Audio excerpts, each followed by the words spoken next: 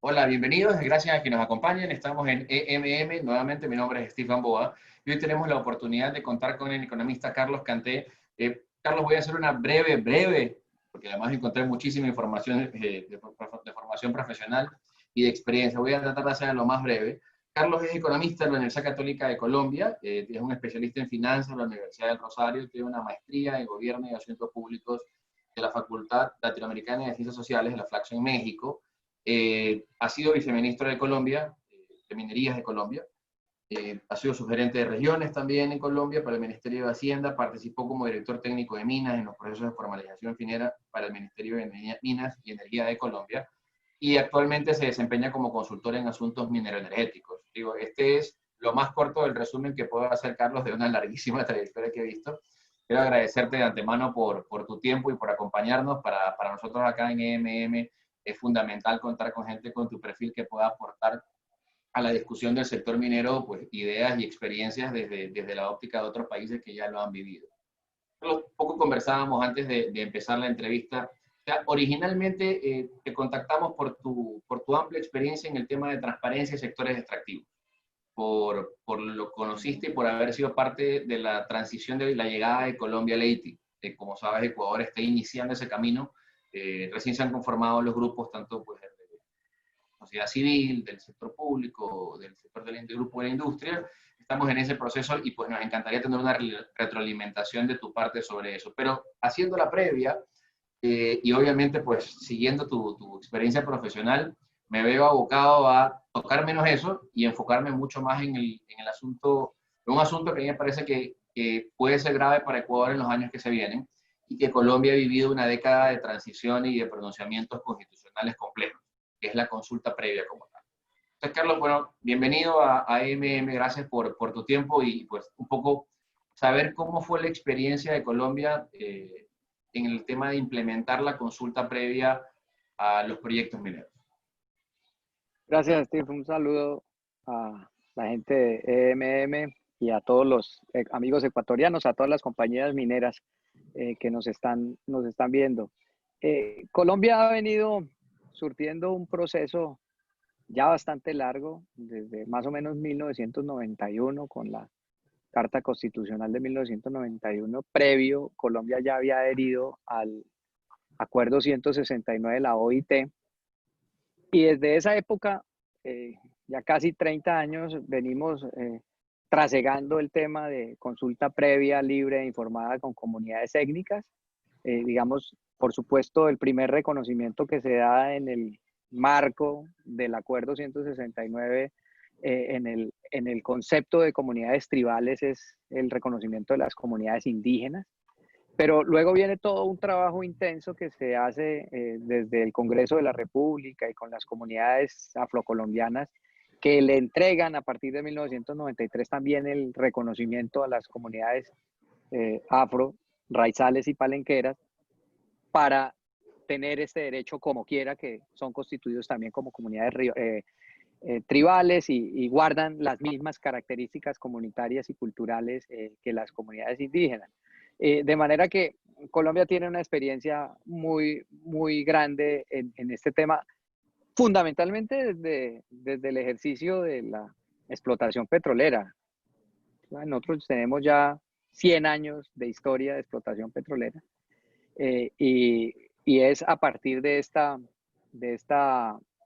explotación petrolera que más se conoce el ejercicio de la consulta previa. Pero también nosotros tenemos una minería de mediana y gran escala que ha venido realizando este tipo de ejercicios de consulta previa, sobre todo la minería de carbón del norte del país, la minería de níquel también del norte del país. Y todo ese ejercicio ha venido evolucionando, digamos, en Colombia en materia de tratar de entender entre todos cómo se debe garantizar el derecho que tienen las comunidades étnicas a esa consulta previa, libre e informada.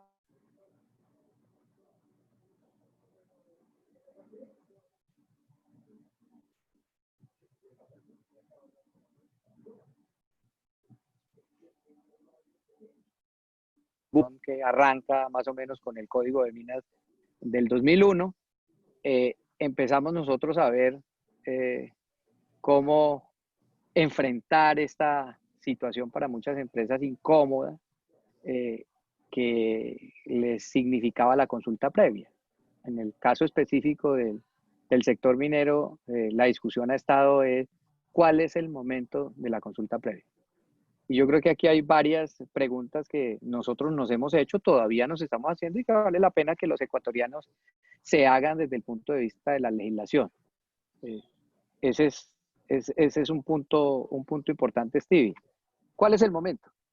¿Previo al otorgamiento de la licencia? Esa es la gran discusión. ¿O una vez se vaya a iniciar el proceso exploratorio? ¿O cuando sea terminado el proceso exploratorio y vayamos a iniciar con construcción y montaje o con explotación? Eso hace que vengamos todavía en ese tipo de discusiones, pero que sin embargo hay una experiencia ya acumulada que creo que vale la pena de todas maneras retomar de la gran minería del norte del país, que gracias a esos ejercicios que se han hecho en el norte del país, que significan extensiones de tierra bastante amplias, que involucra comunidades en un número importante, han sido objeto de esos procesos de pronunciamientos de la Corte Constitucional, que de una u otra forma han ido moldeando lo que hoy tenemos como estructura del desarrollo de la consulta previa, libre e informada en Colombia. Clarísimo, Carlos. Mira, ahí te comento un poco, la experiencia de Ecuador en el tema es muy nueva. Nosotros tuvimos el catastro minero cerrado, como sabes, pues durante mucho tiempo. Este concepto de cerrar el catastro en su momento respondía a una preocupación del Estado central por poder transparentar quién tenía, quién no tenía concesiones, por qué las tenía, si estaba realmente invirtiendo, si estaba solamente especulando, cuál había sido la razón por la que la tenía y desembocó pues en un mandato minero que terminó extinguiendo una gran cantidad de concesiones y que tuvo un impacto económico bastante fuerte para la inversión del Ecuador. La inversión extranjera en minería se redujo a un pequeño porcentaje de lo que había sido, y así se mantuvo casi 10 años. Se logró en los últimos años del gobierno anterior decidir abrir el catastro minero con un proceso de subasta que otorga concesiones mineras entre las empresas que presentan su postulación, su manifestación de interés, y gana aquella que, habiendo cumplido las condiciones técnicas de experiencia, de cuidado, un poco de referencia comercial de la compañía, también de soporte financiero, justifique haber presentado la inversión comprometida más alta. Es decir, el Estado no recibe más o menos entre esas ofertas, sino aquella que presente la inversión comprometida más alta sería la que se gane esa concesión. Con ese sistema se otorgaron más de 200 concesiones en el Ecuador. Se comprometieron más de $1.000 millones en exploración para los 4 años siguientes, y el tema empezó a caminar. Ecuador se puso de moda, nos pusimos calientes en el tema minero, y logramos aparecer en ferias internacionales. El Estado, inclusive el Ecuador, ganó premios Mines and Money como el país innovador, que estaba volviéndose el nuevo lugar interesante para invertir. La consulta previa en ese momento se dejó de lado. Se dejó de lado esa preocupación de cumplir de manera adecuada esa garantía constitucional, ese derecho constitucional. En Ecuador el resultado de la consulta previa no es vinculante a nivel constitucional según el marco normativo, pero a nivel social la disposición o la predisposición de la sociedad o de la comunidad que se vería involucrada es más vinculante que el ejercicio propio de la consulta previa. Entonces, más allá del resultado documental o técnico jurídico, en la práctica una comunidad que esté opuesta al sector minero o al desarrollo de un proyecto va a ser más importante que lo que diga el papel. Entonces, en ese contexto nosotros habíamos identificado esta discusión que a nivel de Ecuador se ha venido dando. 4 preguntas que son más o menos el mismo ejercicio que uno hace cuando está en la universidad. En el caso, pues, tú eres economista, yo soy abogado, pero supongo que los profesores te hacen la misma pregunta cuando tienes que desarrollar un concepto. Te dicen quién, cómo, cuándo y dónde. Son preguntas básicas, ¿no? ¿A quién se la vas a hacer? A aquel que está en la zona directa de influencia, aún no lo sabes, recién vas a explorar el área, a todos los que están ahí, a los que representan comunidades protegidas, a aquellos que están dentro de derechos colectivos, a todos los ciudadanos relacionados. Bien. El cómo la haces en un momento, la haces en varias, hay un proceso de socialización previo, hay un punto histórico de inflexión en el que votas. El cuándo, y tú lo mencionabas perfectamente, antes de dar la concesión, antes de terminar la exploración, antes de llegar a la explotación. Y el dónde, también un tema de nuestras concesiones mineras, pues como hablábamos en la diferencia que tienen con el sector petrolero, es que cubren grandes extensiones de tierra, son 4 o 5 concesiones colindantes que en el Ecuador pueden ser cada una hasta de 5.000 hectáreas. ¿Dónde la haces?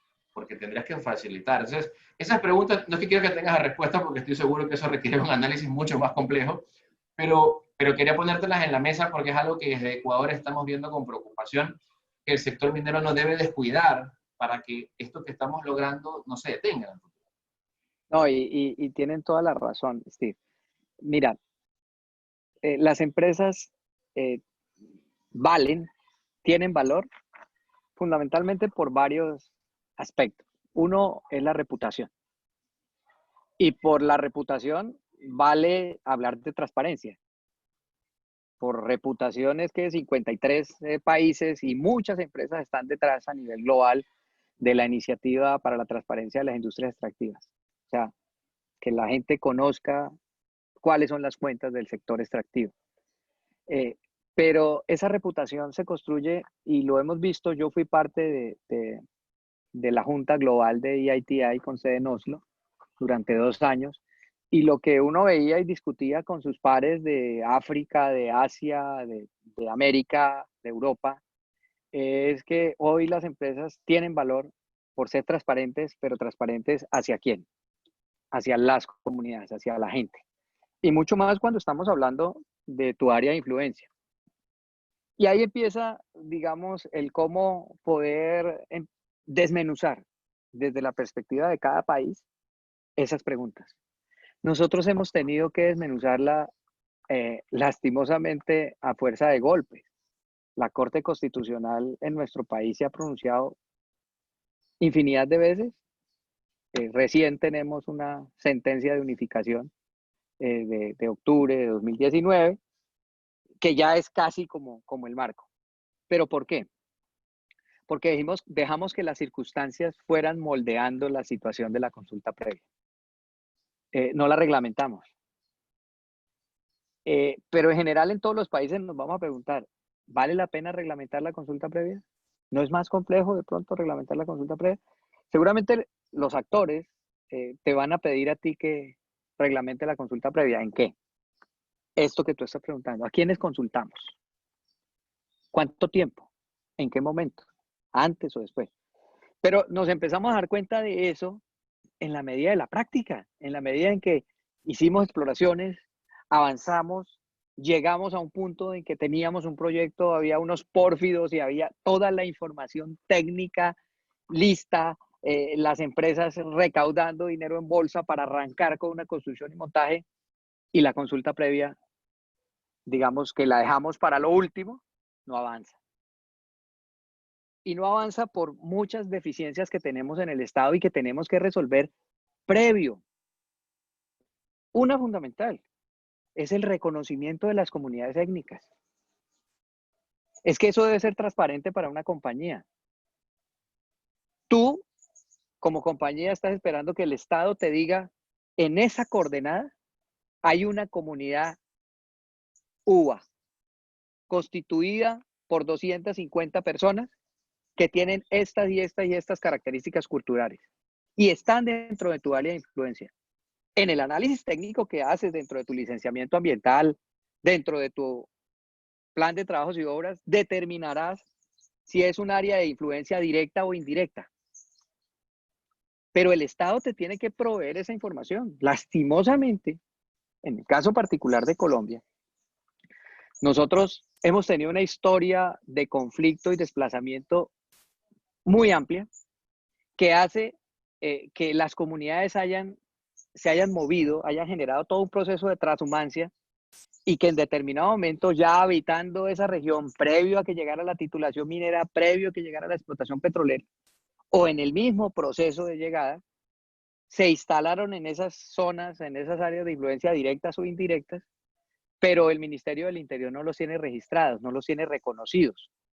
Y la pregunta que usted se hace como compañía es, ¿los tengo que consultar? Si es que el Estado, aquí tengo un certificado que me dijo que el área de influencia estaba libre de comunidades étnicas.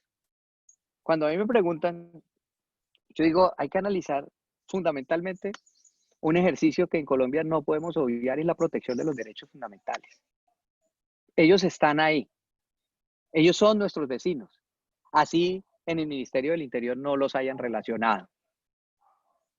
Y al final con ellos vamos a tener que trabajar, con ellos vamos a tener que evolucionar y nuestro proyecto va a avanzar en la medida en que nosotros tengamos un adecuado nivel de relacionamiento con esas comunidades.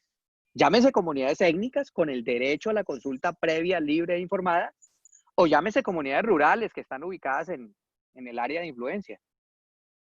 Que estos señores tienen un derecho escrito que hace que tengamos que tener unas consideraciones que vienen mandadas por el Acuerdo 169 y seguramente incorporadas a nuestro ordenamiento legal a través, en el caso particular nuestro, de pronunciamientos de la Corte Constitucional, es una cosa, pero eso no quiere decir que el resto de comunidades que no son étnicas no las tengamos que tener en consideración. Entonces, la primera consideración es el Estado se tiene que preparar para esto. El Ministerio del Interior, el Ministerio de Minas y Energía, el Ministerio de Ambiente, tienen que estar, digamos, coordinados para poder desarrollar esos ejercicios. Yo no puedo estar como compañía yendo de un ministerio a otro con una información que existe en el uno y que no existe en el otro. Y si así fuera, al final, cada quien sacará las cuentas de su proyecto. Siempre es mucho mejor avanzar en el reconocimiento de las comunidades y avanzar en el ejercicio de la consulta previa. ¿Cuándo? ¿Cuándo es una discusión de Estado? En el caso particular nuestro, en Colombia, nosotros hemos hablado de que, pues precisamente por las consideraciones de orden técnico que implican el tema de los momentos de prospección y exploración, pues tú tienes un área muy amplia, como lo tienen ustedes, en donde todavía no puedes determinar efectivamente cuál va a ser, en dónde va a ser tu proyecto y finalmente de esas 10.000 o 20.000 hectáreas tu proyecto se pueda estar desarrollando en 200 o 300 hectáreas y pues no tiene ningún sentido que tú realices un ejercicio. Eso no quiere decir que las compañías en su ejercicio reputacional y de responsabilidad no hayan tenido un acercamiento con las comunidades en lo que podríamos llamar una prefase de consulta previa, que nadie te la está ordenando, nadie te la está mandando, pero lo mejor es llegar, cuando tú estás llegando con ingenieros, yo siempre les he dicho, antes que lleguen los geólogos, antes que lleguen los ingenieros de minas, antes que lleguen todos los técnicos, tienen que llegar los trabajadores sociales, tienen que llegar los expertos en lenguas, tienen que llegar los expertos en cosmovisión indígena para conversar con esa comunidad y que por lo menos la comunidad sepa que esos señores que están llegando allá con unas máquinas y unos medidores y unos taladros, también vinieron aquí a conversar con nosotros, y se acercaron a las comunidades y generen desde un principio cierto momento de empatía, que no quiere decir que ahí pues vamos a asumir responsabilidades. Siempre va a ser mejor y siempre va a ser mucho menos costoso en términos del gasto acercarnos desde un principio que esperar hasta ese momento, así no te lo estén ordenando. Ya, por supuesto, vuelvo y les digo que la consulta previa en Colombia se da ya para el proceso de licenciamiento ambiental que es previo a la etapa de explotación. Y esto tiene varias consideraciones que han emergido a raíz de los pronunciamientos de la Corte, porque muchas comunidades reclaman que a mí no me consultaron y me tienen que consultar. Y es el momento.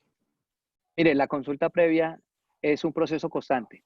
La consulta previa no es, cuando tú llegas en un proyecto minero, en un proyecto petrolero, tú sabes que vas a estar 30, 40 años. Y no puedes pretender que la consulta previa significa la protocolización de unos acuerdos en el año 1 y que hasta después, en el año 40, tú no vuelves a hablar con las comunidades. Eso no tiene sentido porque siempre van a emerger situaciones nuevas que involucran, no solo desde el punto de vista técnico, que tengo que cambiar mi licenciamiento, entonces si tengo que cambiar mi licenciamiento tengo que volver a hacer consulta, sino de la evolución misma del proceso social regional.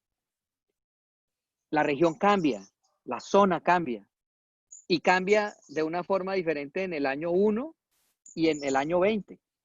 Y eso significa que nosotros tenemos que estar en permanente consulta, que no quiere decir asumiendo compromisos, porque es otro punto fundamental que se tiene que valorar, y es que la consulta previa, libre e informada no significa un veto de las comunidades indígenas. Siempre, de buena fe, hay que tratar de llegar a acuerdos. Actuando de buena fe, hay que generar unos procesos que permitan encaminar el proceso dentro de un relacionamiento armónico con las comunidades, que por supuesto esto significará eh, asumir unos compromisos de inversión social con esas comunidades. Eso hará parte del proceso, pero viene un momento de protocolización. Y esos momentos de protocolización, en el caso particular, hace menos de un año tal vez estuvimos en una audiencia en la Corte Constitucional. Las comunidades indígenas tienen muy malas experiencias y eso hay que analizarlo cuando vas a entrar en estos ambientes. Y es que muchos han pasado por allá, porque es que aquí no solo se hacen consultas previas para proyectos extractivos. Aquí hay que hacer consulta previa para una carretera, para un puente, o sea, siempre y cuando se involucre, digamos, los aspectos básicos del desarrollo de esas comunidades, que son varios dependiendo del orden constitucional. Se tiene que consultar a las comunidades. Entonces aquí han venido muchos que hacer el puerto, que hacer la carretera, y vinieron y prometieron, protocolizaron y no cumplieron. Cuando tú llegas como empresa minera, y sobre todo en nuestros países que tienen historia minera larga, esos descubrimientos, allá donde nosotros tenemos hoy nuestro derecho minero, seguramente lo pedimos porque alguien ya había hecho minería allá, porque sabemos que ahí hay todo un ejercicio seguramente metalogénico, o hay estudios técnicos, o hay pequeños mineros, y por eso, si hay pequeños mineros, ahí hay mineral. De tal manera que esas regiones tienen historia. En el caso particular nuestro, tienen historia con los ingleses, tienen historia con estadounidenses, canadienses, que han venido, que han hecho ejercicios, que seguramente se han comprometido, que han protocolizado en estos últimos 30 años, pero tú llegaste hace 8, hace 10, y si no tienes en cuenta esa historia, te vas a estrellar, porque lo que te va a pedir la comunidad étnica es: a mí no me interesa quién sea el titular de la empresa que tú representes. Nosotros somos los titulares de esta tierra donde tú quieres extraer el recurso. Entonces ellos dicen: hace 10 años vino un señor con un nombre X, Ecuador Gold Company, y se comprometió a una cantidad de cosas. No nos cumplió, perforó, hizo, destruyó, tumbó árboles, no nos cumplió. Ahora vienes tú con el nombre de Guayaquil Gold Company, para mí eso es indiferente. Entonces sí, digamos, hay muchas cosas que uno tiene que tener en cuenta, en consideración.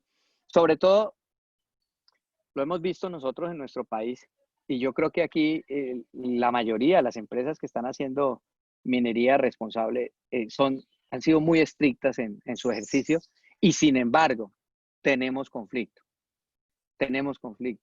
Entonces, uno lo que tiene que hacer cuando llega a un territorio es ponerse del lado de las comunidades étnicas y empezar a pensar que esto finalmente en algún momento puede llegar a ser un proyecto minero, y bien vale la pena entrar en discusión, entrar en conversaciones, entrar en concertación con ellos desde el momento cero del proyecto.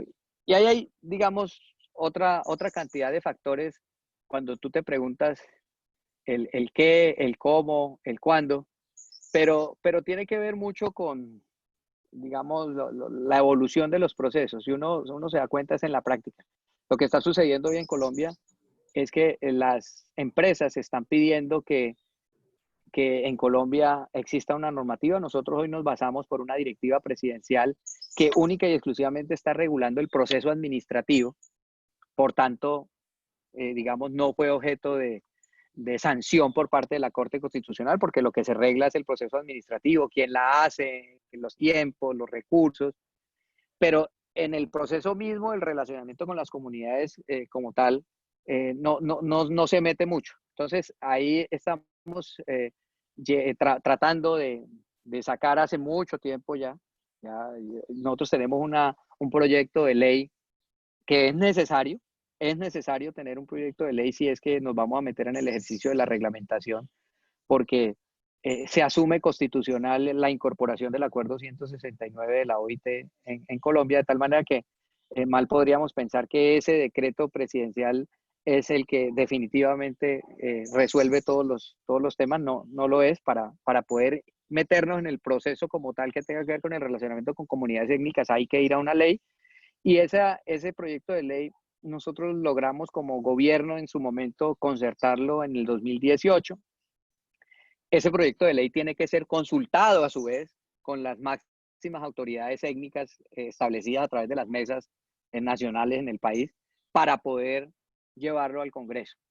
¿Qué tendría en específico ese proyecto? Y es, ¿quiénes son los responsables de esas certificaciones, los momentos, cómo se acreditan esas comunidades étnicas para efectos del reconocimiento, que eso está establecido en otras normas, pero es traerlo específicamente aquí al proceso de consulta previa?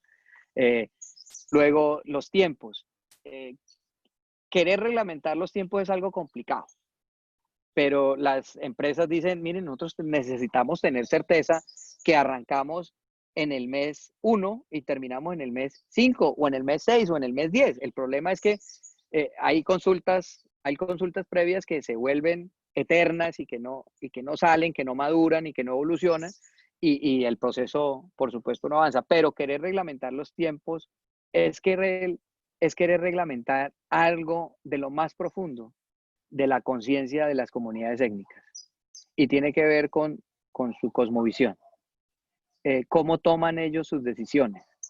No es igual a como en el mundo occidental nosotros las tomamos a través de unas estructuras jerarquizadas en donde hay un jefe y dice, listo, este le da la orden a este. No, uno tiene que entender un poco esos comportamientos culturales que tienen las comunidades étnicas, que no todas tienen los mismos comportamientos, que seguramente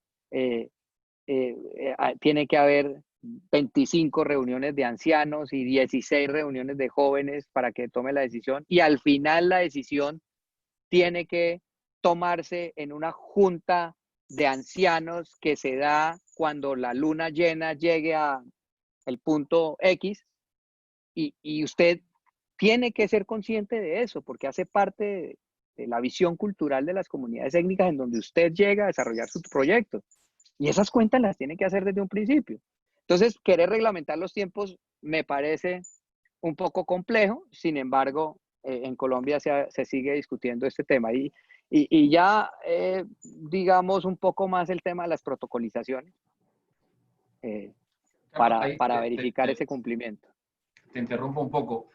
Muchísimas gracias además por toda esta cargada de información y explicación.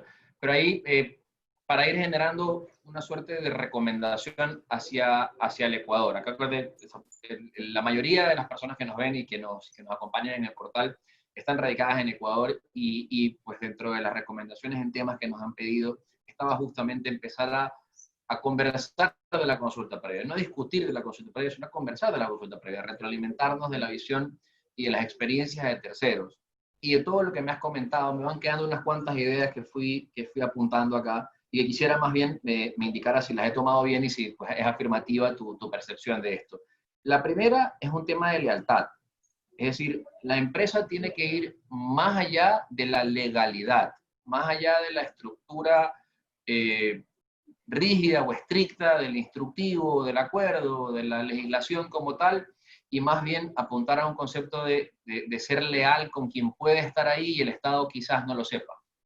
La empresa debe ser leal con todo aquel que podría verse eventualmente involucrado en el proceso, y llegar a él de una manera razonable, sin generar compromisos, además, o como tú me decías, ¿no? Compromisos protocolizados que luego no se cumplan, pero ser leal con todas esas personas que podrían directa o indirectamente verse relacionadas con un proyecto o con el inicio de un proyecto minero, y por eso acercarse a ellas sin prejuicio de que haya la rigidez de un instructivo que diga el qué, el cómo, el cuándo, el dónde. Debe empezar a hacerlo incluso antes de acercarse a la información geológica en territorio. Esa fue una de las ideas que te he captado.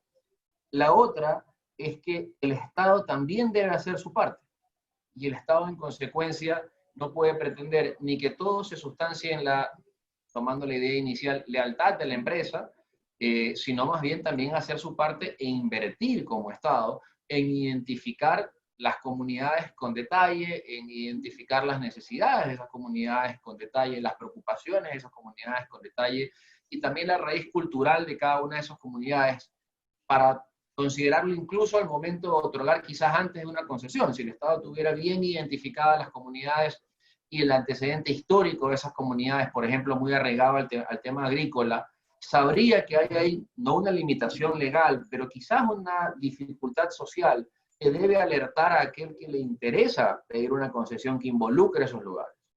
Mira, Steve, nosotros venimos evolucionando hace mucho rato la idea de las rondas estratégicas mineras, de las áreas estratégicas mineras. Esto es un concepto que se montó desde el Plan Nacional de Desarrollo de 2010 y hemos tratado de hacerlo.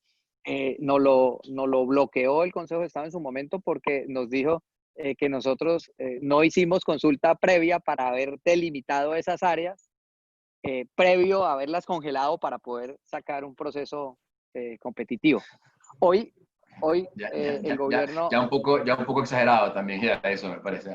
el gobierno ha anunciado que va a sacar unas áreas estratégicas mineras antes de terminar el año. Y yo siempre he tenido una idea con respecto a eso y como miembro del Consejo Directivo de la Agencia Nacional de Minería, como viceministro siempre lo manifesté, y es que es la oportunidad para conocer el país, para hacer un barrido social, que es lo más importante que tiene el territorio. Previo al otorgamiento de esos derechos mineros a través de subasta. Yo creo que un interesado, nosotros hemos avanzado muchísimo en conocimiento geológico del subsuelo, pero sería valiosísimo si nosotros, además de conocimiento geológico del subsuelo, geoquímica, geofísica, le pudiéramos entregar en esa oferta a los inversionistas el conocimiento geológico del suelo, el conocimiento social del suelo, perdón. El conocimiento social del suelo que involucraría, por supuesto, el reconocimiento de esas comunidades étnicas, de las comunidades rurales y de las necesidades que tienen. Y finalmente el proceso competitivo debería estar dado no solo en el compromiso de inversión, en los periodos de compromiso de inversión, tanto en exploración, digamos, claros, sino en el compromiso de inversión en responsabilidad social. Y para una empresa sería supremamente eficiente sabiendo qué hay en el territorio, hasta dónde se puede llegar a comprometer. ¿Sí? Hay un potencial geológico. Hay un potencial geológico. Tenemos que verificar en lo social y a qué me enfrento. Lo que nos ha sucedido muchas veces, porque tenemos historias de haber hecho esas rondas competitivas y no quisiera uno que le pase a Ecuador, o seguramente ya le ha pasado. Y es que después de que yo saqué esa ronda, hubo unas rondas por allá a finales de los años 90 y hay una gente que está explorando cobre con inversión de Canadá. Y les dicen, en esa época, no, aquí no hay comunidades étnicas y aquí no hay problemas de tipo ambiental. Y hoy por hoy, que ellos han avanzado, tienen que avanzar en esas consultas previas después de 10, 15 años de tener esos derechos y tienen que avanzar en un licenciamiento supremamente complejo de sustracción de áreas de reserva forestal. Entonces, digamos, es inaudito para un inversionista que después de 10 años de haber estado invirtiendo ahí te digan que ahora tienes otra cosa. Lo mejor es que de entrada te digan, mira, ahí hay comunidades indígenas, hay comunidades afro, y ahí hay un proceso de sustracción de áreas de reserva forestal que tiene que surtir y que es complejo y que se va a demorar 2 años, 3 años. Si de entrada a ti te dicen eso, tú entras en ese proceso competitivo y apuestas y lo tienes claro. Pero si después de que ustedes han entregado en oferta pública esas áreas y vienen a tratar de ejecutar los proyectos y no avanzan porque no hay una reglamentación clara, porque las comunidades no están de acuerdo, por lo que sea, ¿qué va a significar para el país? Lo que le ha significado a Colombia, demandas internacionales. Nosotros hoy ante el CIAD del Banco Mundial estamos respondiendo X número de demandas internacionales que dicen, el Estado no me dijo que ahí había restricciones ambientales, el Estado no me dijo que ahí había unas comunidades indígenas que me iban a vetar el proyecto, ¿sí? Entonces, pues precisamente hay que dar esa discusión porque en lo que termina esto finalmente, hablando de inversión extranjera, es en conflictos de negocios internacionales.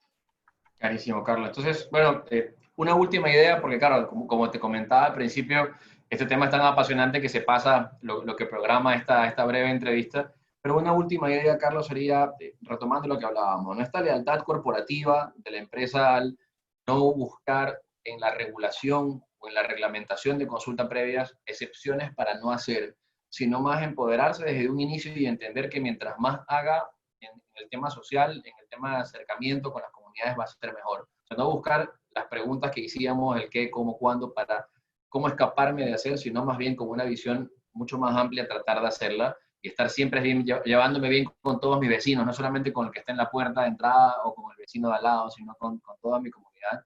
Al final, desde Guayaquil o desde Quito, nadie te va a resolver el conflicto que tú pudiste haber generado en el territorio por no haberte acercado en el momento indicado de la forma adecuada. Nadie en Bogotá, nadie en Quito, nadie en Guayaquil lo va a resolver. Es Claro. tu problema con tu comunidad, es tu inversión con tu comunidad. Son tus inversionistas que te están diciendo, ¿qué pasa que el proyecto no avanza?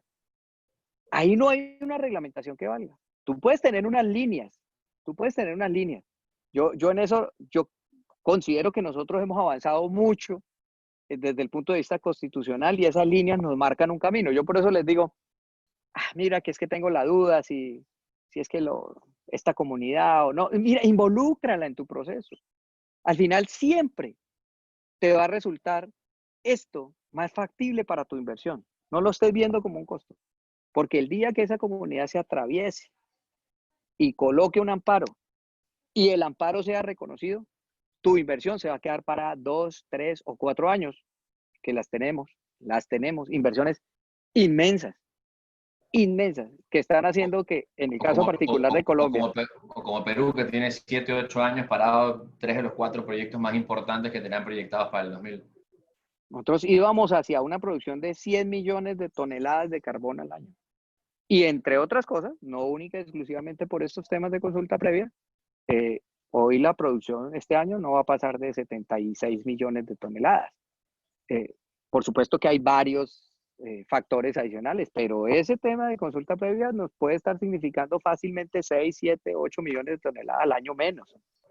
Y pues, tú dices, la empresa, y empresas que lo hacen bien, empresas que tienen el reconocimiento en el país por estar permanentemente en diálogo con las comunidades y relacionándose con las comunidades.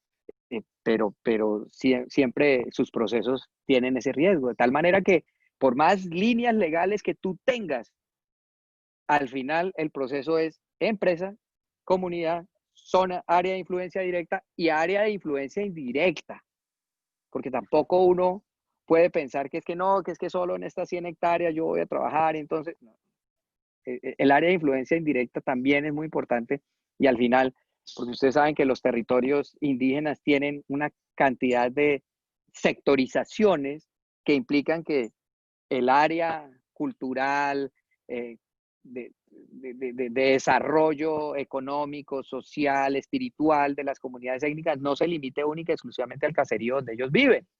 Entonces, esas consideraciones se tienen que tener en cuenta. Aquí el ejercicio de los antropólogos sociales es más importante que el de los mismos técnicos mineros.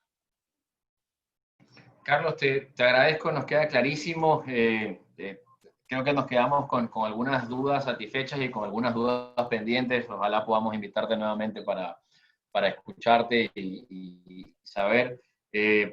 Agradecerte, como te digo, tu tiempo, compartir con nosotros en EMM con tu experiencia. Sabemos que Colombia está pasando también por un momento complejo por los efectos de la pandemia. Nosotros acá también, el tema no se ha superado, pero con todas esas dificultades, pues cada quien está haciendo su espacio para el final, que usualmente lo pasamos como la edición final de la entrevista.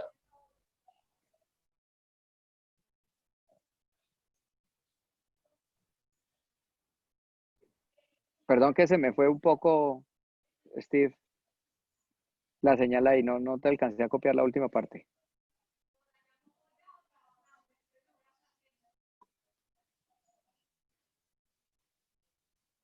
Unos Steve, pocos segundos dejamos para que el entrevistado pues, pueda enviarle un mensaje a la gente que nos ve.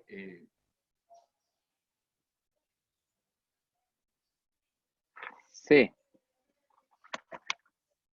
No, de verdad Y que, estamos en contacto.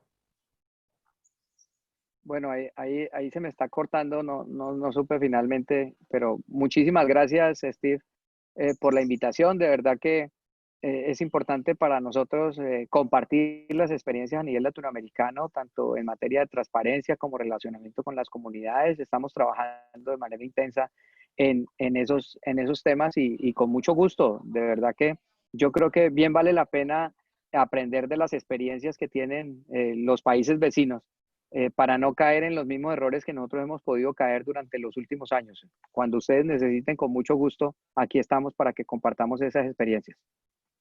Muchísimas gracias, Carlos. Que tengas un lindo día. Gracias, Steve. Un saludo para todos las personas que nos ven en Ecuador.